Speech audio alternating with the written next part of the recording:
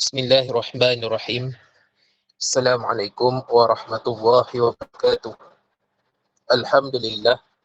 Pertamanya kita mengucapkan rasa syukur kepada Allah Subhanahu wa taala kerana dengan limpah dan kurnianya hari ini kita masih lagi diberi dua nikmat, iaitu nikmat iman dan Islam. Dalam kita mensyukuri dua nikmat tersebut, jangan kita lupa untuk mengucapkan selawat dan salam kepada baginda Rasulullah sallallahu alaihi wasallam. Kerana dengan perjuangan dan pengorbanan baginda ia cintakan umatnya, maka hari ini kita merasai dua nikmat tersebut. Terima kasih kepada saudari pengerusi majlis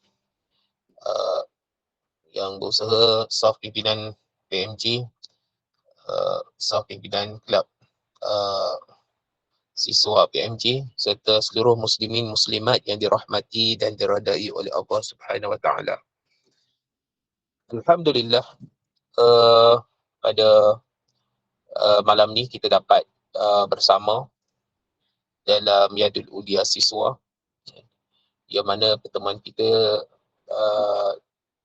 tertangguh kan, lebih kurang sebulan, dan ini merupakan pertemuan yang pertama bagi tahun baharu 2024, kan.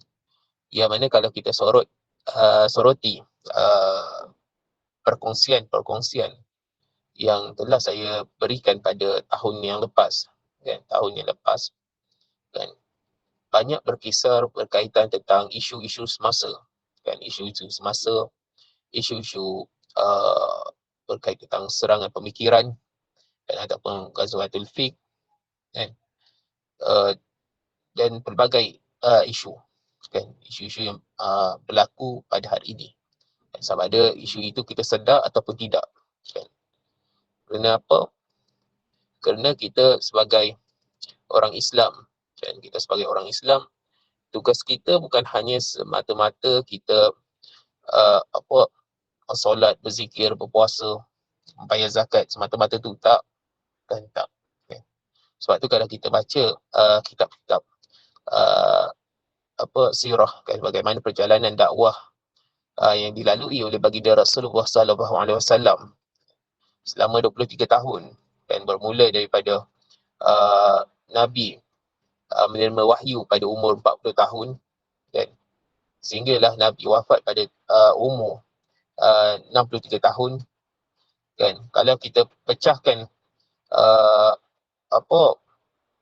kepada peringkat, kan, yang mana 13 tahun Nabi memfokuskan kepada pembentukan jati diri ataupun pembentukan akidah, membina iman dalam kalangan para sahabat, kan, supaya dapat berdepan dengan ujian yang lebih besar, kan, ujian bagaimana untuk memimpin umat manusia ini dengan Islam, kan. Sebab tu kalau kita lihat, kan, dalam 23 tahun Nabi berdakwah, dan 13 tahun itu seperti saya sebut tadi, pembentukan akidah, dan 10 tahun lagi adalah berkaitan tentang pemerintahan, kan, utamanya di kota Madinah, kan, kota Madinah. Sebab tu kalau dalam Al-Quran dia ada dua jenis surah, kan, sama ada surah tu dikategorikan sebagai surah Makkiyah, dan ada surah yang dikategorikan sebagai Makkiyah, Madaniyah, kan. Yang mana surah Makkiyah ni surah-surah ataupun ayat-ayat yang diturunkan di Mekah, kan, yang mana ayat-ayat yang turun di Mekah ni dia lebih memfokuskan kepada isu-isu berkaitan tentang akidah, ibadah dan juga akhlak, kan. Manakala untuk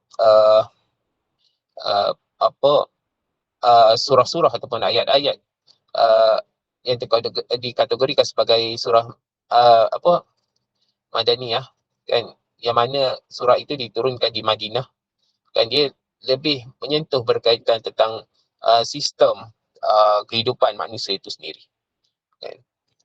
Sebab itu isu-isu yang saya utarakan pada tahun lepas, kan, ini adalah berpunca daripada benda yang paling fundamental ataupun paling asas kita sebagai umat Islam, kan, yang mana ia berkaitan tentang isu-isu tersebut, terutamanya berkaitan tentang serangan pemikiran itu terjadi kerana lemahnya pegangan akidah dalam kalangan umat Islam pada hari ini, kan. Sebab tu kita perlu ingat, kan, yang mana kita ni umat Islam, kita ada akidah yang perlu kita pegang sungguh-sungguh, kan, secara solid, kan, yang mana kita akidah kita kena percaya 100%, kan. Itu apa keimanan yang perlu kita terapkan dalam diri kita, kan. Sebab tu apabila kita sebut tentang akidah, kan, sebut tentang akidah, kita kena faham berkaitan tentang konsep akidah Islam tu sendiri, kan. Sebenarnya apa itu akidah, kan? Apa itu akidah, kan? Kalau kita masih ingat apa yang kita belajar dulu waktu di sekolah, kan, sama ada waktu sekolah kebangsaan ataupun sekolah aliran perdana, ataupun kita ambil kalau kat Johor ni ambil sekolah agama sesi petang, kan. Benda ni benda yang paling asas untuk kita belajar, kan. Yang mana kalau kita ingat berkaitan tentang akidah, kan, yang mana akidah ni dia berasal daripada perkataan Arab, dari perkataan akadah, ain kaf dal, kan, akadah, kan, yang bermaksud ikatan, kan, ikatan ataupun simpulan, kan, yang mana biasanya ikatan ataupun simpulan ni, kan, dia berlaku pada benda yang dapat dirasai, kan, dapat dirasai seperti tali lah, kan. Tapi walau bagaimanapun perkataan akidah ni ataupun akadah ni juga digunakan pada sesuatu yang mempunyai maksud tertentu ataupun yang maknawi, kan.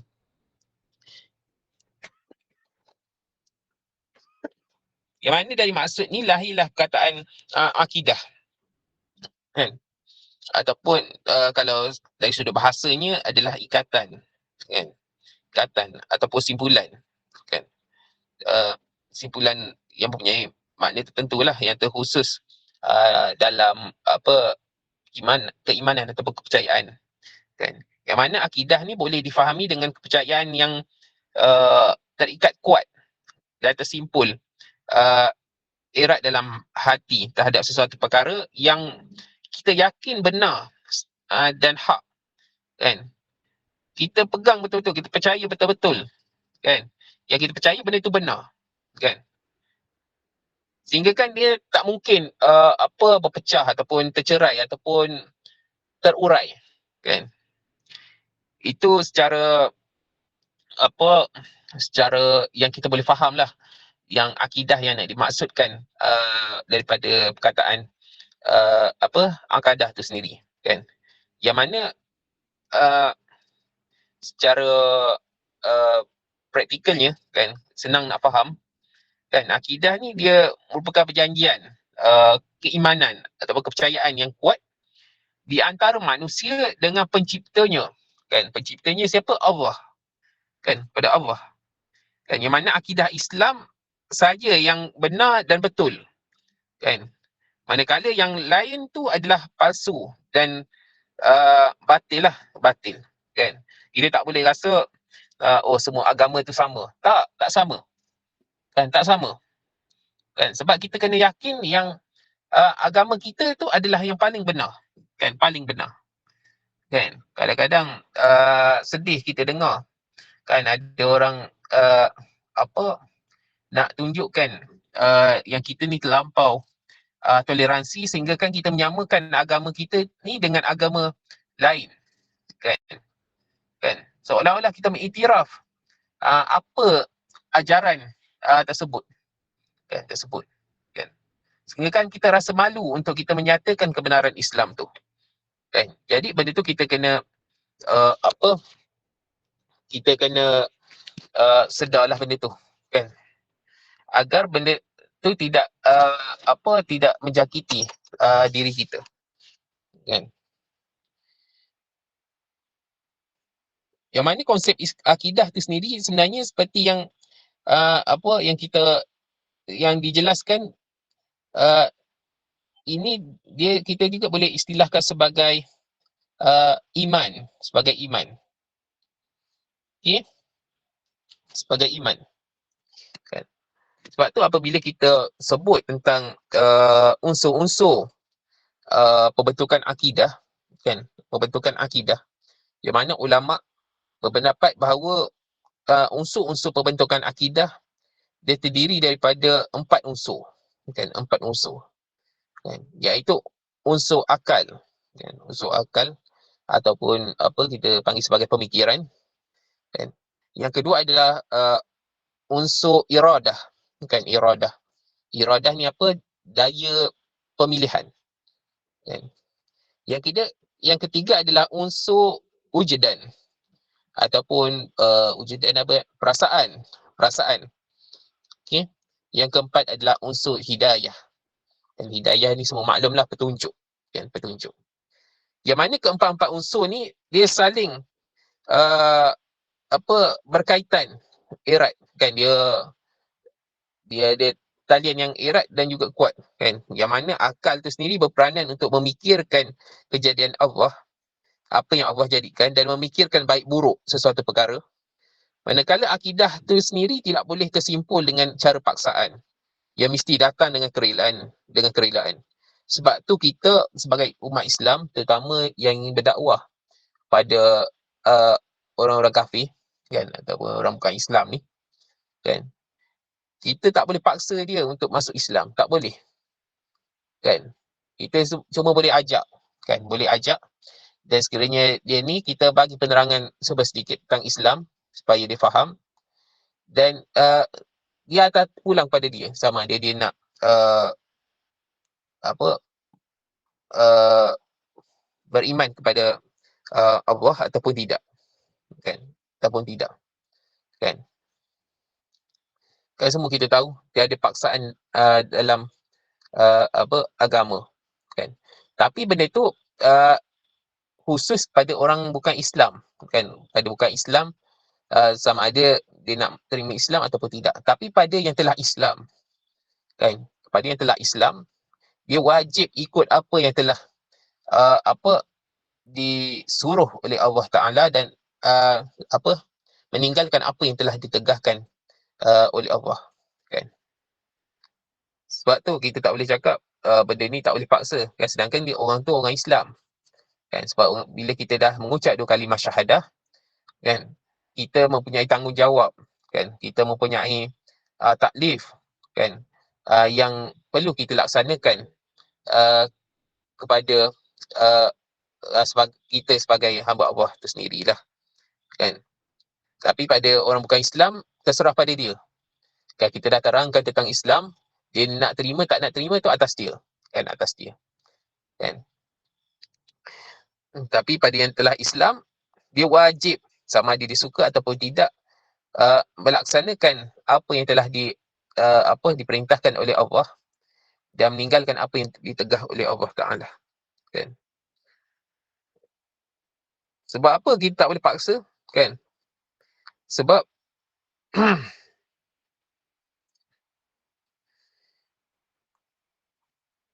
sebab Islam untuk masuk pada Islam tak cukup berada di paras penerimaan atau pengakuan saja, tapi perlu mengisi dengan menyerapi setiap ruang diri jiwanya sehingga sebati dengan perasaan, kan. Sebab tu pembentukan akidah tidak akan diperolehi jika tak ada unsur hidayah, kan. Tak ada unsur hidayah, kan. Yang mana hidayah ni dia tak datang macam tu je. Tak, tapi hidayah tu dia adalah kurniaan daripada Allah Taala, kan. Yang akan diberikan kepada sesiapa yang berusaha dengan ikhlas untuk mendapatkannya, kan. Sebab tu kita bab hidayah ni kita tak boleh nak cakap apalah, kan, tak boleh cakap apa, kan. Sedangkan bapa saudara Nabi, kan, uh, Abi Talib, kan, bagaimana walaupun dia sayang pada Nabi, kan, dia Tapi bab hidayah ni adalah milik Allah, kan? Adalah milik Allah. Kan? Allah boleh bagi pada siapa saja yang Allah nak. Kan? Dan uh, dan daripada apa 4 unsur ni, kan, kita boleh boleh tahu, kan, berkaitan tentang apa itu ciri-ciri akidah. Kan, tadi unsur-unsur pembentukan akidah yang kita bincangkan, dan sekarang ni kita masuk kepada ciri-ciri akidah, kan. Yang mana ciri-ciri akidah ni, kan, dia mempunyai 4 ciri asas, kan. Yang mana 4 ciri asas ni adalah, yang pertamanya adalah um, mengenali Allah, kan. Yang pertama ni adalah mengenali Allah ataupun makrifatullah, kan. Sebab tu ulama cakap awaluddin makrifatullah, awal agama adalah mengenal Allah, kan. Yang mana mengenal ataupun mengetahui dan juga beriman dengan Allah Subhanahu Wa Taala dari sudut dari segi uluhiyahnya, dari sudut keesaannya, dari sudut rububiyahnya, ketuhanannya, dari sudut asma wal sifat, kan. Yang mana asma wal sifat ni nama-namanya yang mulia, kan, dan juga sifat-sifat suci dari segala kekurangan, kan. Sebab tu antara cara untuk kita meningkatkan keimanan terhadap Allah Subhanahu Wa Taala ialah dengan memerhatikan bukti-bukti yang ada di alam ini, kan. Kita lihat bagaimana, kan, kita fikir takkanlah bumi ini terjadi dengan sendirinya, kan. Adakah alam ini terjadi dengan sendirinya? Pasti ada penciptanya, kan. Jadi benda tu bibit-bibit untuk sebagai contoh untuk kita mengenali Allah. Kan, kita fikir tentang kejadian alam, kan. Okay. Yang pertama adalah mengenali Allah, kan. Yang kedua adalah mengenali kerasulan, kan, ataupun makrifatul risalah. Yang mana mengenali dan mempercayai rasul-rasul yang dipilih oleh Allah Subhanahu Wa Taala untuk menerima wahyu dan menyampaikan syariatnya serta menjadi pembimbing dan pemimpin seluruh makhluk menuju ke jalan yang hak dan agama Allah yang sebenar, iaitu agama Islam, kan, agama Islam, kan. Itu yang kedua, yang mana kita wajib percaya kepada rasul-rasul yang diutuskan oleh Allah kepada kita semualah, pada umat. Okey. Yang ketiga adalah mengenali perkara ghaib, kan, perkara ghaib ataupun makrifatul ghaibiyat, kan. Yang mana mengenali dan mempercayai tentang perkara ghaib, kan. Walaupun ia tidak boleh dilihat dengan mata kasar, tetapi wajib beriman, kan, dengan adanya makhluk ini, kan. Sebab tu kita ni wajib, kan, mempercayai adanya malaikat, kan, adanya jin, adanya syaitan dan lain-lain, kan. Yang mana mereka ni juga adalah makhluk yang mempunyai tanggungjawab sebagai hamba Allah Subhanahu Wa Taala, kan. Dan yang keempat adalah mengenali hari kebangkitan ataupun makrifatul ba'at. Yang mana mengetahui dan mempercayai tentang hari kebangkitan, kan, iaitu hari di mana manusia ni dibangkitkan dari kubur masing-masing, kan. Yang mana dihidupkan dari kubur masing-masing ni maksudnya dihidupkan sesudah matilah, kan. Di mana dikumpulkan, kemudian dihisap, dan segala amalan sama ada baik atau buruk untuk diberikan segala balasan pahala atau siksaan, di mana juga ada siratul mustaqim, kan, adanya adanya syurga dan neraka, kan. Adanya telaga Al-Kausar, kan, dan sebagainya, kan. Jadi tu serba sedikitlah perkongsian saya pada malam ni, kan, ya, berkaitan tentang konsep akidah Islam, yang mana benda ni adalah perkara yang paling basic kita sebagai umat Islam untuk tahu dan juga faham, kan, berkaitan tentang akidah, kan. Yang mana kalau kita tadi saya sentuh berkaitan ciri-ciri akidah ni, kan, apa tentang mengenali Allah, kan, mengenali kerasulan, mengenali perkara gaib, mengenali hari kebangkitan, dia ada 4, kan. Dia sebenarnya dia berkait tentang rukun iman tu sendiri, kan, 6 rukun iman yang kita kita belajar, kan, yang kita belajar sebelum ni lah, kan, dia ada kaitan. Jadi yang ciri-ciri ni dia rangkumkan 6 rukun iman tu, menjadikan dia sebagai ciri-ciri akidah tu sendiri, kan, ciri-ciri akidah tu sendiri. Okey, yang mana ilmu akidah pada hari ini, kan, kurang untuk dipelajari oleh umat Islam pada hari ini, kan. Yang mana kalau kita lihat di Masjid Surau atau di mana-mana saja, kan, masyarakat hari ini dia lebih berminat untuk membincangkan tentang isu-isu fiqh, kan, tentang tentang solat, kan, tentang wuduk, taharah, kan, bab haji, umrah, kan. Saya tak cakap benda tu salah, kan, tapi masyarakat pada hari ini lupa, kan, yang sebenarnya antara ilmu fardu ain yang perlu dibelajar bukan sekadar ilmu fiqh, tetapi mereka, kita juga bertanggungjawab untuk belajar ilmu berkaitan tentang akidah, kan, berkaitan tentang akidah, berkaitan tentang tasawuf, berkaitan tentang akhlak dan pelbagai lagi. Yang mana ilmu-ilmu ini dia dia menjadi fardu ain kepada kita untuk belajar, kan, untuk belajar, kan.